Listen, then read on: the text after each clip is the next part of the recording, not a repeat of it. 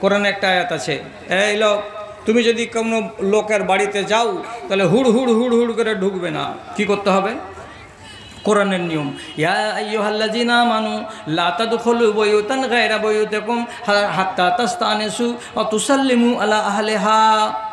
বাড়ির গেটের কাছে গিয়ে বিনা কোনো কথা বলে হুড় হুড় করে ঢুকে যাও না। কি করতে হবে? তোমাকে বাইরে থেকে বলতে হবে আসসালামু আলাইকুম, আওয়াজ করো। যদি সালামের জব ভিতরে যাই তাহলে পরে ওখান থেকে জব দিবে ওয়ালাইকুম সালাম, বুঝে নেবে বাড়ির লোকটা যে বাইরে কোনো লোক আছে। বেরিয়ে আসবে বাইরে, কথা বলে নাও। একবার দেবো না দুবার দিব সালাম? বলছে 3 বার সালাম দাও, দিয়ে বাড়িতে লোক আছে কিনা জেনে নাও। 3 বার সালাম দেওয়ার পরে আল্লাহর কোরআন কি বলছে? বাড়ি থেকে যদি আওয়াজ আসে ওয়াইজা কিলা লাকুম ফারজিউ ইরজিউ, যদি বাড়ির লোক বলে এখন ঘুরে চলে যাও, এখন চলে যাও, এখন চলে যাও, তাহলে ফারজিউ তুমি ঘুরে চলে যাও, আর ভিতরে ঢুকিও না।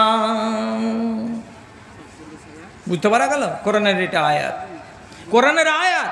যদি ডাকে তো যাও, আর যদি বলে ঘুরে চলে যাও, এখন কথা হবে না, বিকেলে কথা হবে, তো ঘুরে চলে যাও। এটা হলো নিয়ম, কোরআন বলল। এক সাহাবী বলছে সব কোরআনের আয়াতের উপরে আমল করলাম, কোরআনের সবটি আয়াতকে মেনে দেখালাম। তো এইটা কোরআনের আয়াতকে মেনে দেখাতে হবে আমাকে জীবনে একবার আমল করে। কি? আমি কোনো লোকের বাড়িতে যাব, আর লোকটা সালাম দিব, সালাম দেওয়ার পরে লোকটা আমাকে ভিতর থেকে কি বলবে? এর যে ঘুরে চলে যাও, এখন কথা হবে না। তখন আমি কি করব? ঘুরে চলে আসব।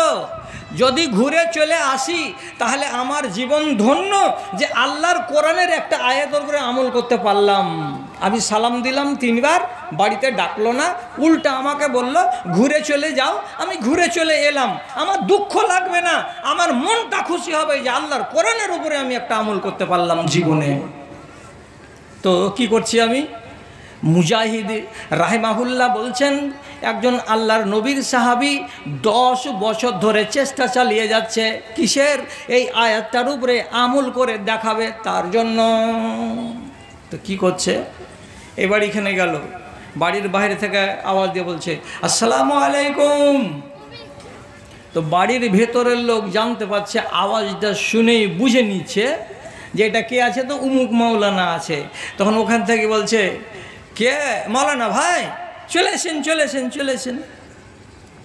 বাড়ির ভিতরে চলে যাচ্ছি, 2-1 কথা টথা বলে ফের বেরিয়ে চলে আসছি।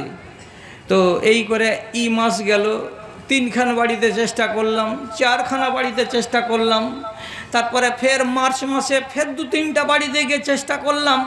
তো জীবনে তাল লাগে না, জীবনে তাল লাগে না যে তুমি ঘুরে চলে যাও, তো ঘুরে চলে আসি আর আমার কোরআনের আয়াতের উপরে আমল হয়ে যায়, এটা হয় না জি।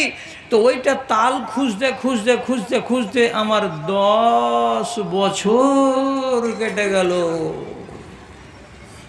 যেই বাড়িতে যাচ্ছি, বাইরে সালাম দিচ্ছি, বাড়ির লোক আমাকে ভিতরে ডেকে নিচ্ছে, আমাকে ফেরত করে দেয় না, আর আয়াতের উপরে আমল করা হয় না। এজন্য 10 বছর সময় কেটে চলে যাচ্ছে। আপনি চিন্তা করুন তো ভাই রে, শরিয়তের একটা বিধানকে মানার জন্য আল্লাহর নবীর একটা সাহাবী কত দূর চেষ্টা চালিয়ে যাচ্ছে, কত দূর চেষ্টা চালিয়ে যাচ্ছে।